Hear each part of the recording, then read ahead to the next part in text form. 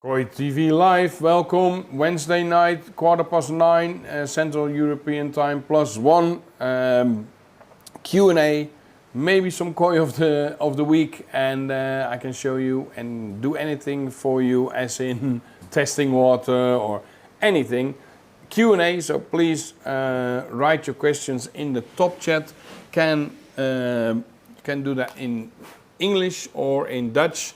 And then I will translate them in English if you're writing them in Dutch. Yeah, it's really simple. At the end we have a giveaway where we're gonna give away a small prize, but it's nice to do.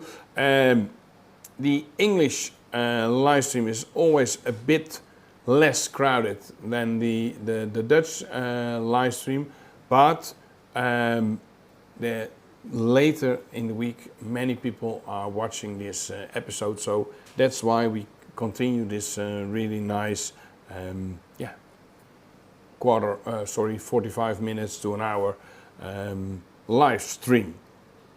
There's been a lot going on as in rebuilding the shop. Outside everything is gone. The Tory is there. It's really nice, renovated, and we're going to build a bonsai facility outside, and here inside we're waiting for the new tanks to arrive, and then that's going to be Friday, I think, day after tomorrow, and then Sunday, not Sunday, and then we're going to do the aquascaping facility as well. So, woohoo! So, this time we're on time. The Dutch episode was we were a bit late, but we're there, and I think the sound is really well this time, because we have a new devices, professional devices, and I'm happy with that. Can you finish the story on the... Rolf. Can you finish the story on the pH drop? My water is brown and the fish behavior has changed last few days. Could not find any parasites yet. Yeah, Rolf, please check also. Sometimes when the pH is going down, materials will give, the water will also turn a bit brownish. It's not, I cannot say, oh, now the pH is dropping, so that's not like that, but please check your pH. We had a customer, really good hobbyist, but for some reason he came in our shop. He had some water with him, and Françoise was checking the water with droplets, and she said something is not so good, because the pH looked really low. I checked with the brand new HANA checker pH, and the pH, I was really in shock, was 3.85. That is bizarre low, especially if you hear when you hear the koi are swimming around, normally a bit jumpy, one or two, but that was it, and I was really in shock. The KH, we tested it with the droplets, and with droplet 1 it was already yellow. Normally it turns blue, and then when it turns yellow, the amount of droplets, then that's the KH level. So with 6 droplets, KH 6. This was 0. So it was really, I was really flabbergasted, and I told the customer that lives luckily quite near. I said, okay, please go home. We have the KH Plus here.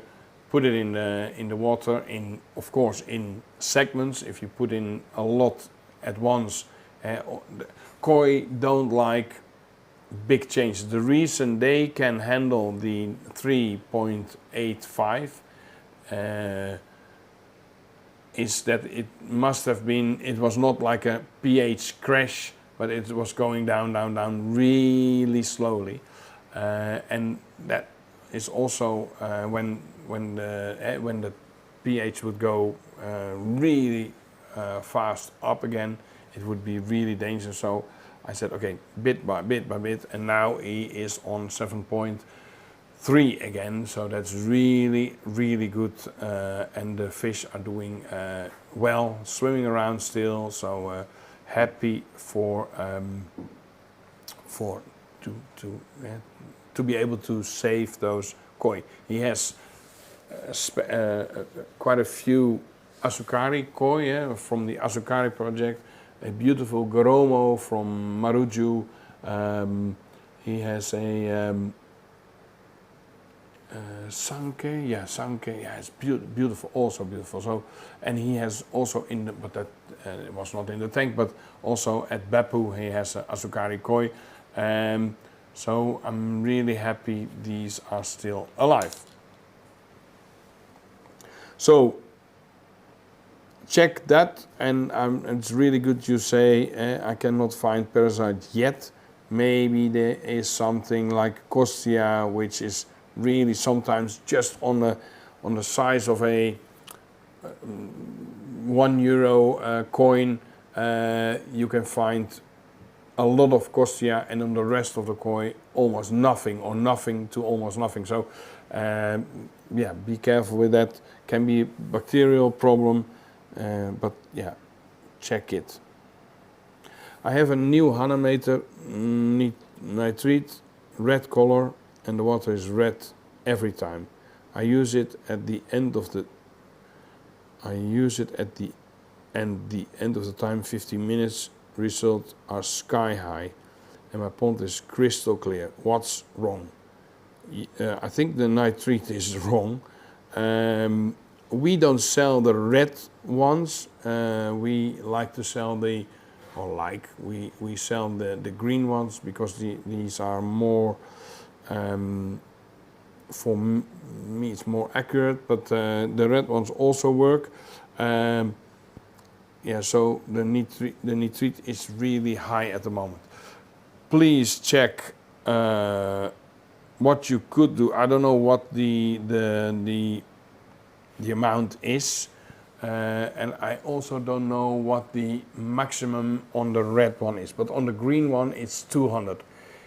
For example, it can be 201, but it can also be 400 or 500, but still the display will say 200, and it will be flashing like 200 or above.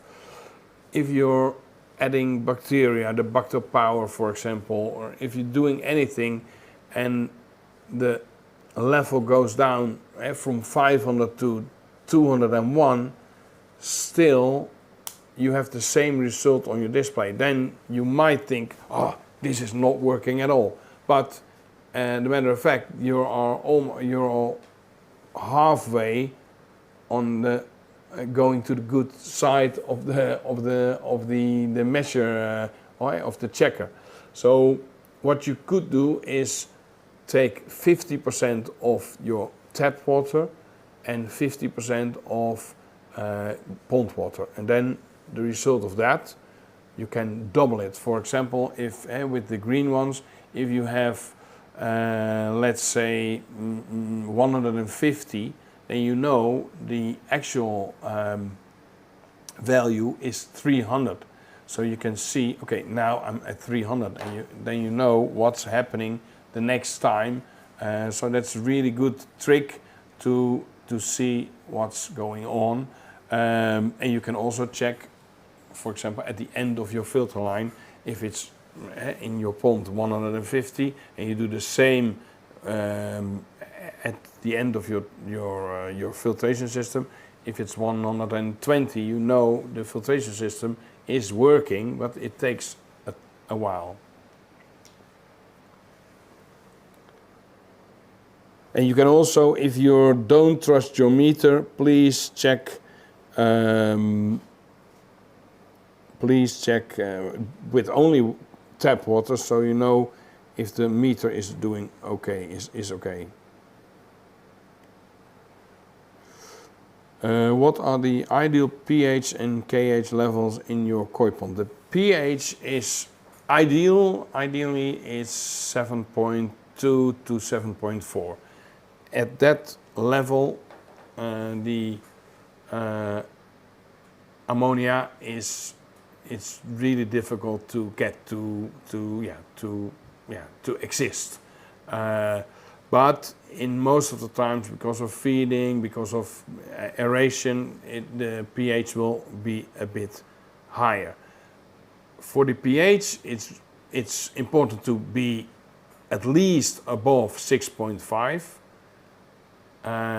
and stable. That is really, it's better to have 8 and in the morning and 8.1 or 8.1 in the afternoon, then 7.2 and at the end of the day 7.6 or 7. That's quite a big cap, and that is a lot of fluctuation, so you don't want that. The koi don't want that, so that's more important at that moment. KH is,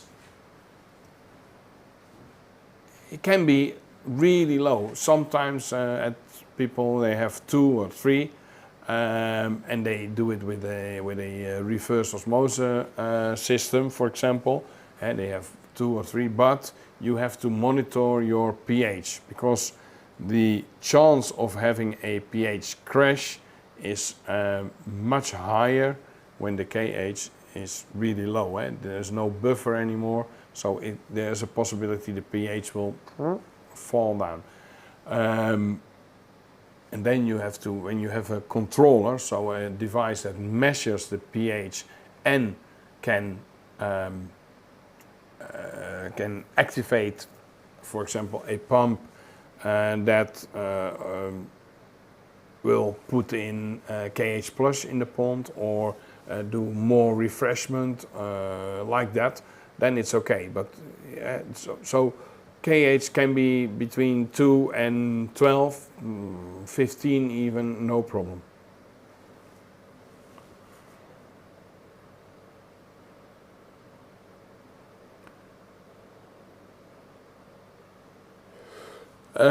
Yes, we have not in all our tanks, but we have from Milwaukee, we have a ORP pH controller. So we have a device where you can see the pH and the ORP, and they have both. They have their own socket where you can put electrical, like an extra air pump, or like I said, a pump that puts in, that is in a bucket with the KH plus, which can pump it into your water, into your pond.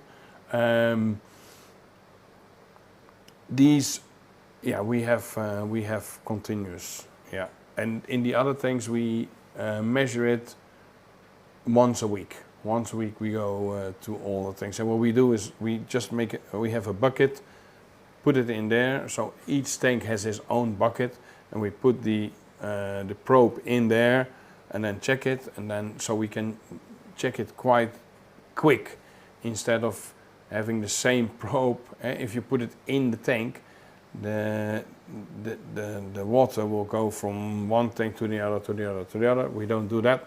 We check it separately, and that works really well and quick. We do it at least once a week.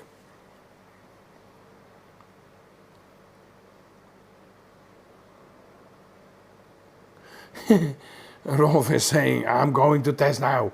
Okay, Rolf, please let us know. Do you consider nitrate a problem in koi pond? If so, what is the effect of best remedy?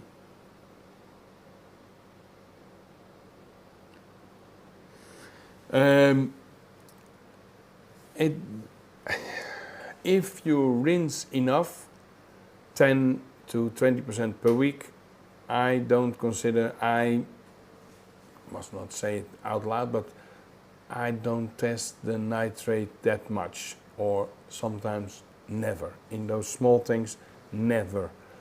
In the big things, just to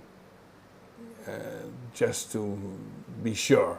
But a nitrate can be 50, 150, even 200, 250, still okay. But the growth of the koi will be less. So that is important to know. But it's not like poisonous as in nitrate or ammonia. So what we do is, we check it, and because we rinse at least 10% per week, but in those gray things we do at least 50%, or we have a lot of koi in 2,000, 3,000 liter. So we know the nitrate is really low level. And so they grow really good. Okay, yeah, so the red one, the low range, will go from 0 to 999, and that is, we have the ultra low range, it goes up to 200.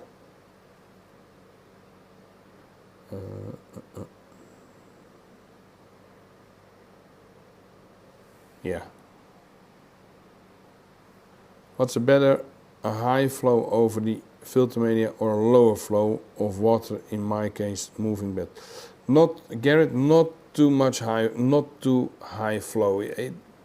Sometimes it depends on the filter, but most of the times it's really, in all the cases where we tested it, it's better to have a low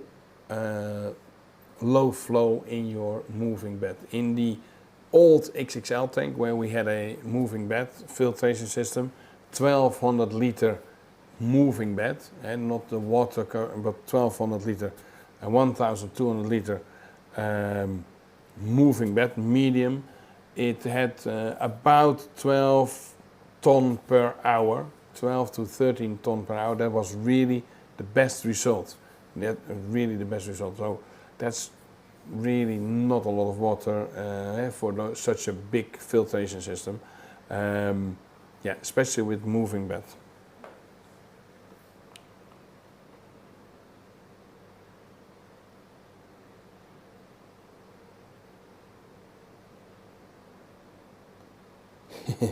.5 is really good at Rolf, so that's good. Congratulations. KH is quite low, but if it's always like that, it's okay. If it came from 4 to 2, maybe just put a bit in and check. And if you can, so that you could do, but that should be okay. If there's any other questions, guys, please write them down and I will try to answer them. What kind of questions we had in the last, in the Dutch episode, was about the pH. We're going to Japan quite soon. I'm looking forward to it. Still some spots are open, some places are, you're welcome to join us to Japan. We travel in small groups, really small groups. It's on purpose because I don't like it when, and many breeders don't like it when, let's say, 10 or 9 giants are entering the facility and all having a lot of fun, but they don't understand us talking, and then it sounds a bit, it doesn't work like that. So it's really nice to have a group, or 6 or 7 is okay. Then it's really good, but 4, it's good. So we do like that. We don't have any. We don't have any purchase commitment. You don't have to buy any koi if you want to make 2,000 photographs. It's also okay, and it's easy going. And still available.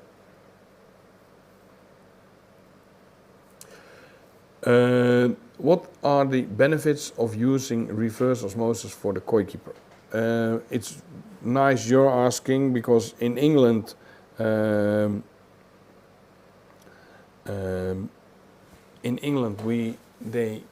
they are quite popular, those systems. It's like, I don't want to talk, I don't want to sound too Amsterdam. No, too like what would you say? I don't want to sound too Dutch, but it's like growing a certain plant. In what they do is they want to start with zero. They want to when you growing a plant, also roses, but also other plants. It's good to have like a base of zero, so where you can choose, okay, this I want to add in this amount, this I want to do in this. That is so you start blanco. That's also with osmosis. So if you have a blanco water, you can say, okay, I wanted my KH to be 1 or 2. You can add it. You can do this or this. So that's one of the reasons. With a low TDS, that's also including the KH and the GH. If it's low, koi tend to grow faster. Colors will be really intense. It's not that they don't develop black, but it's a really typical black. That's one of the reasons. In Belgium, for example, where the tap water is extremely expensive comparing to Holland, they use reverse osmosis they use the machine to clean the pond water. So they don't have to use that much tap water anymore. That's one of the reasons why it's used like that. That's the advantage of reverse osmosis. Disadvantage is you lose water, because it has like wastewater, and it comes out all the filtration cartridges, and one part will be really hard water that will go to waste. You can water your plants with it or anything, but normally it goes to waste, and one part goes to the pond. So that's a disadvantage. That's the main thing. And if you're working with that, if your pond is in balance by itself, so your KH is stable, your pH is stable, then if it cannot break down, it cannot have an error. Of course, when it's getting out of balance, that's something else. But there's no. If you have a reverse osmosis system that breaks down, then you have to be quick, because all of a sudden you don't have the reverse osmosis water anymore, and you have to keep it in balance, because you have it on an artificial balance. You want it all the way on 2, for example, KH2, and the pH on 7.2. But if it shuts down, and then the pH goes up, and the KH will go up, and then you have to be. It goes out of balance because something can break down, and that's not when it's natural in balance. Oh yeah, the next question was Paul's D's koi. Paul, welcome. What do you think about using an ozone generator on a pond? I think when you use ozone in a good way, as in ozone, we have many questions where what does an ozone system cost for a pond of 30,000 ton? 30,000 liter, not 30,000 ton, 30 ton, so 30,000 liter. and then I will say between 6 and 8,000 euro. And then people will say, how come? Because I can buy a generator for maybe 600, 800 euros, sometimes really much cheaper. But you need everything around it as well. You need a good air dryer, because your ozone system will go and your generator will work not as good with it will break down quite quick. It won't produce a lot of ozone when the air is like just the normal air that is around your pond. So you need an air dryer. You need a ozone destroyer for the rest ozone. You need to break it down. You need a redox meter. You need a reaction tube fat. In our case, we have one tank with ozone. It's not always on. It's maybe 2-3 days a month it's on. So we don't use ozone on a regular base. But if we so we have the FreshKim 300. It's not cheap. It's, I think on its own it's 4,000 euro. So yeah, you need a lot of things. If you have that, if you have the whole system, yeah, ozone can be. It's not a magic. It's not magic, but it can help keep your koi healthy, especially with bacterial infection.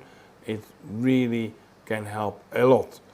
Yeah, then it's really, really nice. I wouldn't use it 24/7, but yeah, like we have really advantage of that in that tank. Good question, Paul.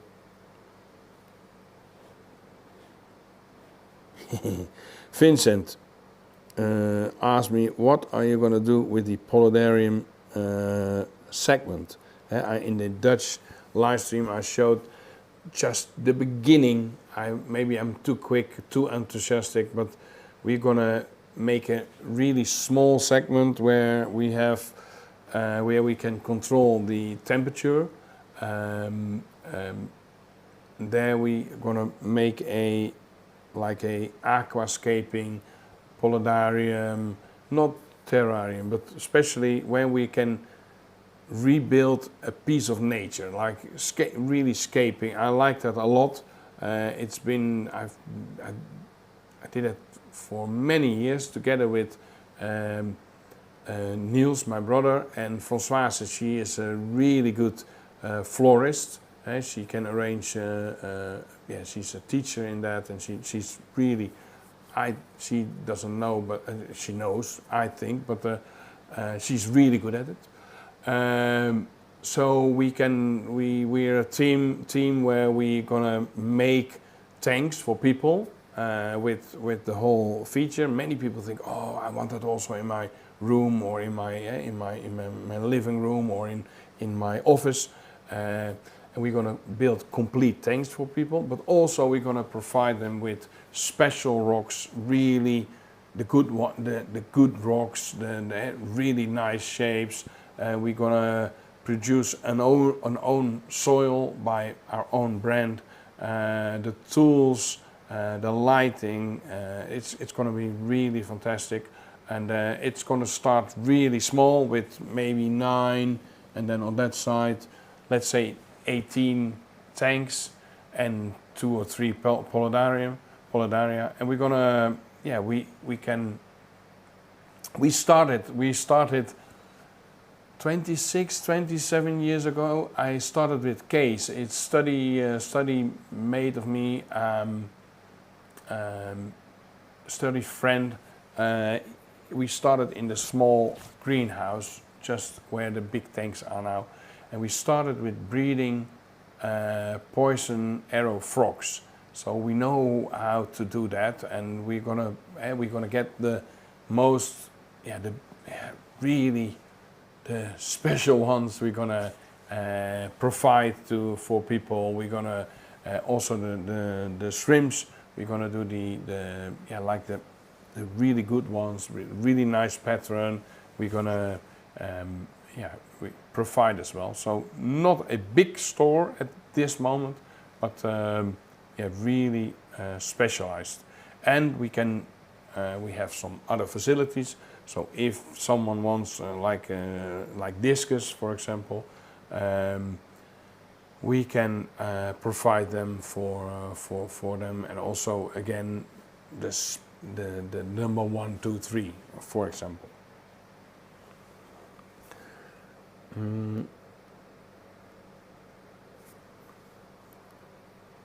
Paul, Vincent, Garrett. Mango is really going well. 50 centimeters, Shiro 55.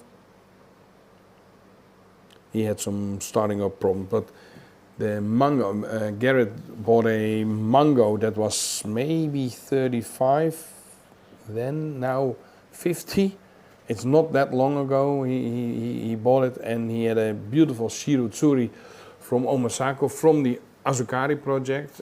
He bought it when it was harvested, and he's really happy with it. You're welcome, Garrett. You're really welcome. Also, do not forget the maintenance of reverse osmosis. Yes, the filters also need replacement, and the membrane needs a backwash or replacement, and that's not cheap. Yeah, Stephen, that's also the RO, reverse osmosis system, needs maintenance. You have those. The first filters are like paper filters that will get all the big particles out. But the membrane filters, you need to regenerate it with zoutzuur. Maybe Stefan knows the English word for that, and that is not so easy, not so cheap. So you need to do that as well. So it can be, it can work, but it's a lot of maintenance as well. Hydrochloric acid. Hydrochloric acid. Hydrochloric acid. For the regeneration of your membranes, and that's quite Feeding Nisai and Sansai, best meadows of growth and development. I saw every episode I come back to that one movie. I got a movie from Sakai where he tells that he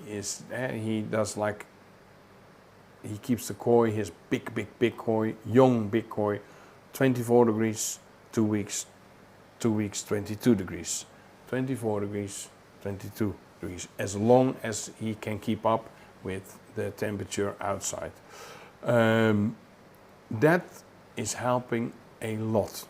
The fish, you will see when it's 20 degrees, they will really grow a lot. So they will gain, when they're 24 degrees, they will gain a lot of weight, and then when on 24 and 22, they will go a lot. They grow a lot, and then 24 again, so like that, and that works really well.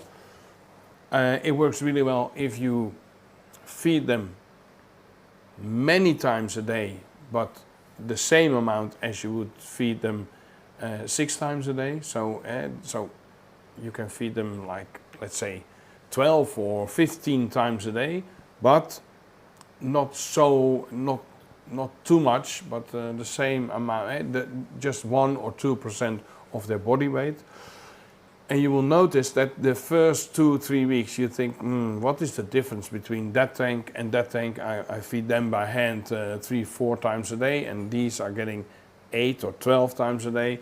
And at first you don't see the difference, and then all of a sudden, after you think, like after a week, like after 6 weeks, you think, oh, There's a big difference, really big difference. The filtration system can easily handle the food, so the water quality will be much better, and the fish they will have to they have time to digest their food all day instead of 4 times a day or 6 times a day. So that is really working well. We like all the same size, like 4 to 6 millimeter pellet, and that's really good for smaller koi, but also bigger koi. Yeah, that's important. Stable, but that's for every koi. Keep everything as stable as possible. Water level, water temperature. Of course, I was just talking about the 24 to 22, but it's like not in the morning 22, in the afternoon 24, and then the next morning it's 21, and then they don't like. pH level as stable as possible. We do that with the micro minerals from Sensuke. Really stable, and then you will see it will grow really well. We feed our koi with a mix, the premium mix, which has a lot of sake ikari, JPD, a food from a Dutch vet, and 1, 2, 3. Oh, and from Koikichi World, we have also food, and we mix that, and it's really, then you have the best result, in my opinion.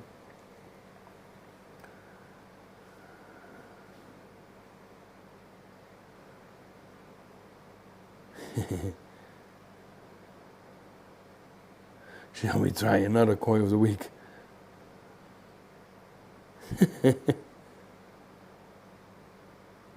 Kujaku, get it. It's really difficult, Kujaku at the moment, because Kujaku are all sold. How many times? I promised you before we end this episode, on this live stream, we will have a koi in the blue tank. How many times do you suggest to feed the koi at one day by machine? I feed 6 times a day. Better to feed more. Every hour I also did, but I noticed that every 2 to 3 hours, that is, I have best results. That is really, I like that amount. And also at night, I have a tank with a machine that has 6. You can set it up to 6. And then we have 2 feeding machines, so we have 12 opportunities to feed them. And sometimes that is really important. I told that before, but that's quite a while ago. Reset the time, so the main clock of your feeding machine. Every week, every other week, just put it half an hour ahead, or 10 minutes, and then 5 minutes, and then 35 minutes. So they don't know when the feeding is gonna come. Because if you do that, if they know exactly, sometimes people say, oh, they know exactly when the feeding machine is gonna come, we'll start feeding. Because 15 minutes ahead, you will see them all swimming around the feeding machine. That means the stress level, the anti-stress hormone, will go up. Will go up a lot, and a bit of stress is okay for growth. But too much stress is limiting the growth. So what we do is, we reset the time so they don't know where, so they cannot have like, oh, in about 15 minutes I'm gonna get some food, so I need to be first. I don't want that. It's just like, oh, food, now we're gonna eat again. Really important, really a big difference. If you can get hands on a on-demand koi feeding machine, and you feed the same amount, same amount. Nee, ik wel. If you feed the same amount what you feed, so you put in the feeding machine the amount you would feed at that day, and you let the koi choose when they can eat, they will grow also really quick, really fast.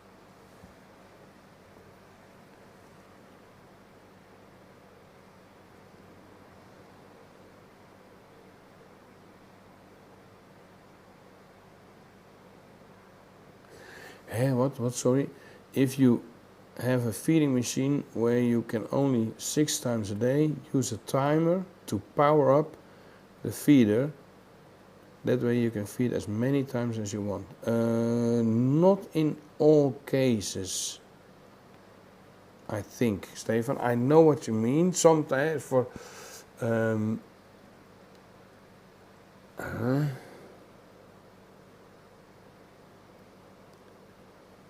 yeah, it's not wiggling. He was doing. Yeah. No, yeah. I understand what you mean. Sometimes with a feeding machine, when you power down, power up, the clock will go to 12 o'clock, and then but the settings will be there again. But for example, we have the solar feeders. They don't shut off. They don't stop when you get the power off because they have their battery in. And also, they don't have a good memory. So if you really shut them off with the red button, they will totally forget all the settings. So that's a disadvantage of those really nice feeding machines with solar panel. You don't need any electrical cord. You can, it's really easy machine, but I wish they had some more feeding opportunities, feeding settings.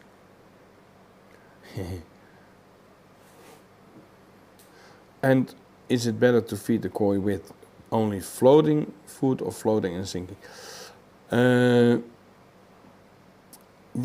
I like a mixture, but 70% floating, 75%, 80% floating, 20% sinking, maybe even 10% sinking. I like that because some koi will always be too late. So they will have a chance of the sinking food, and they will get stronger, and eventually they will also be at the floating food. If you feed them only sinking food, every time you will come to the pond, they will go down because they think, oh, food is going to come. And it's really hard to see which one is really eating the food and what food is going into the bottom lane. And that's with the floating food. You will see exactly which koi is eating really well and not just moving his mouth and not eating at all. And you will see what amount will go into the skimmer. It's easy. Oh, guys.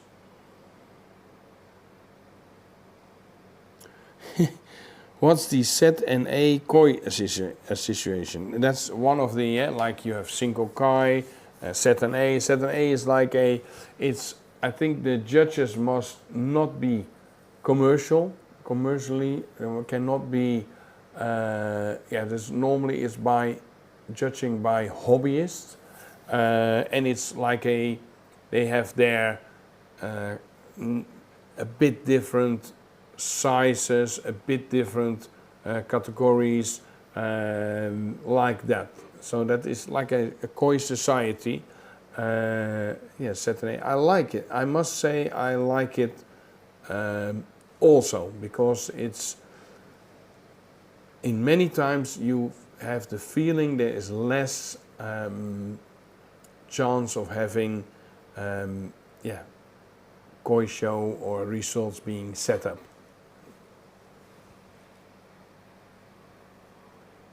Yeah.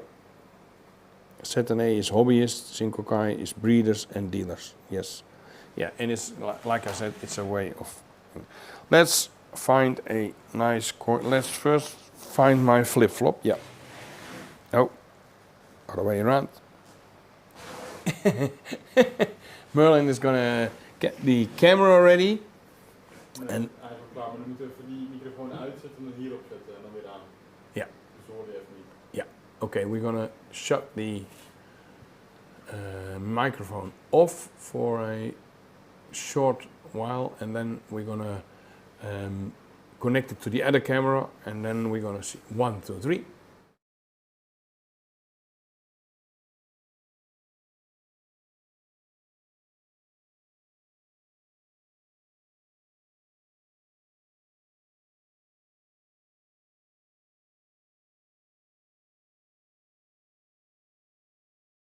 But we will see.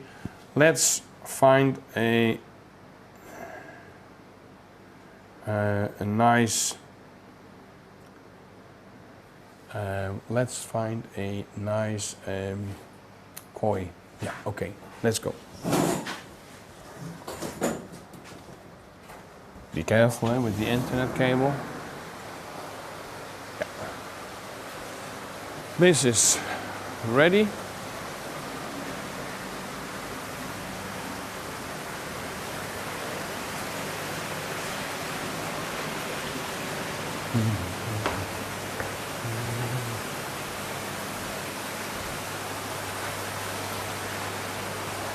Someone said don't do from the XXL tank, but we can easily find a beautiful one from the XXL tank. And now with the mic, it should be okay. Air should be off. Come on. Everything is yeah.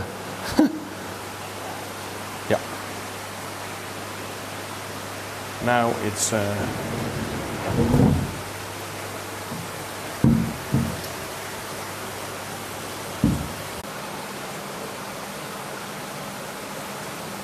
oh, I want. Did we catch the Deutsche?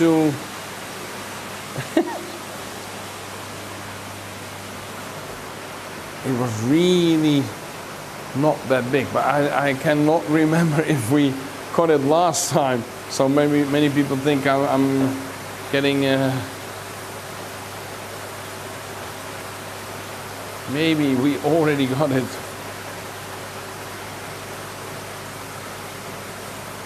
I think this was 45 centimeters.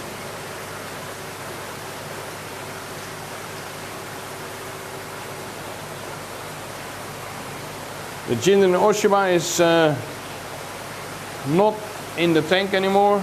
It's been sold. It was on the YouTube movie. YouTube movie last week as a discount. I don't know if I showed it or if someone else when it was just here with a customer. Doitsu Mugashi Ogon from Miyatora. He really recommended it to me, like, oh, please select this one as well.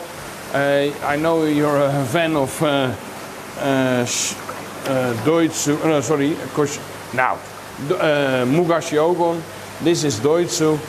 This is really, this will become really nice.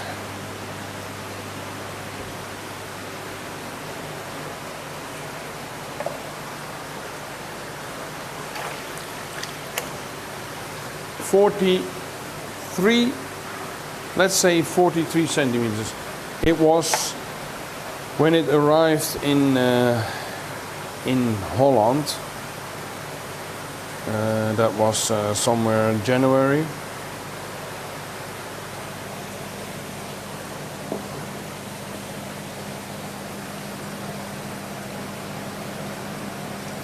54 centimeters. So really big body, big growth, and it's still the beginning of September, so, or yeah, half September, but this will grow a lot more. Really nice koi, really easy to catch, really, yeah, not so, really easy koi. Female, of course, because it's in this side of the, so this is all female, the rest is mixed. So here we have male and female mixed with each other. I will feed them. This one doesn't have a feeding machine at the moment. That's my fault, because I pushed the feeding machine in the water.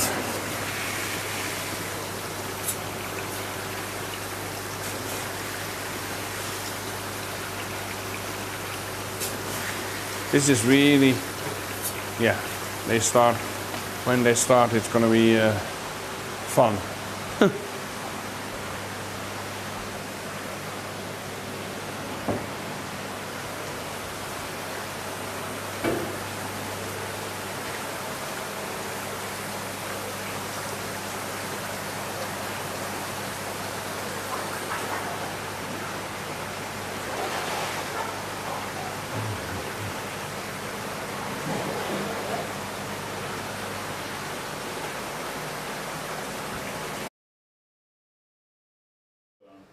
Yeah, we're here now. Are we back again?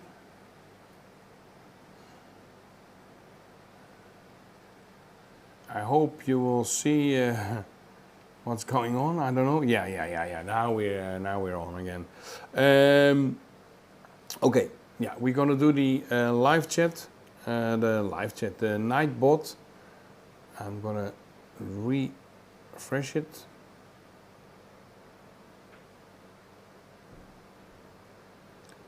If that's possible. Or did you see the one moment. Nightbot. Come on. Nightbot doesn't work. What is this? Is this because of the new nee.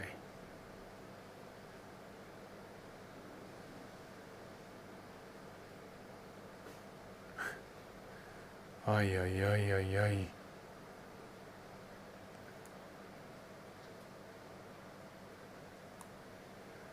Yeah. Giveaways. Okay. Now we're here, guys. So please type in Koi TV, Arts and Ends, Koi House, whatever you want.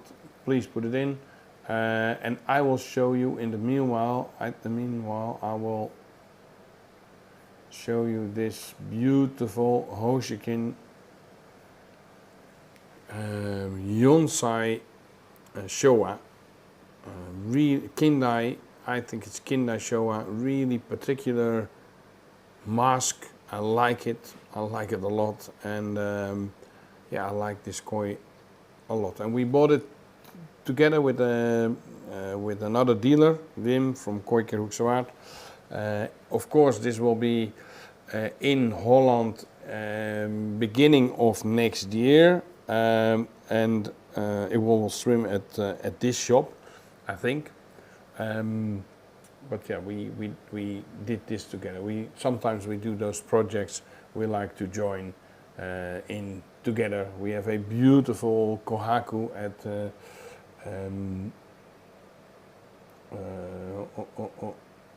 now we have a beautiful kohaku, and of course we have a few other kohaku showas. Yeah, really beautiful. And the kohaku is a giant, so I'm curious how this going to be. And this is also a giant in Spey. in the future.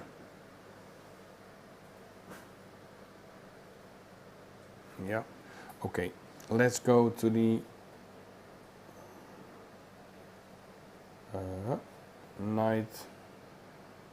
Nightbot. We're gonna give away one because we're not so it's quite a